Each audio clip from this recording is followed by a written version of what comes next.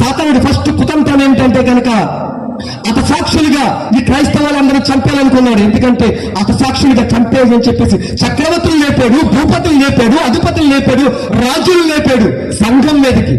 వాళ్ళందరూ చక్రవర్తులందరూ సంఘం మీద పడ్డారు. చంటి బిడ్డ ఆడ మగ తేడా లేకుండా చంపుకుంటూ పోతూ ఉన్నారు, మృగాలకు ఎరగా వేసేస్తూ ఉన్నారు. కానీ ఒక పక్కన క్రీస్తు కోసం ఒకరు చచ్చిపోతూ ఉంటే మరి ఒకడు ఈడవడు క్రీస్తు కోసం చచ్చిపోతున్నాడు కానీ క్రీస్తుని మొదట్లేదు, ఎవరో ఈ క్రీస్తు అని తెలుసుకుని ఇంకొకడు మారు మనసు పొందేస్తున్నాడు. ఆ మారు మనసు పొందేస్తుంటే సాతానుడికి అర్థమవలేదు.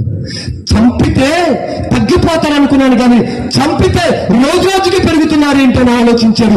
అప్పుడు ఒక విషయం అర్థమైంది, ఈ క్రైస్తవులు ఎవరంటే వీళ్ళు ఎవరిని ఆరాధిస్తున్నారంటే చావునే గెలిచిన వాడిని ఆరాధిస్తున్నారు. దేవునికి స్తోత్రం.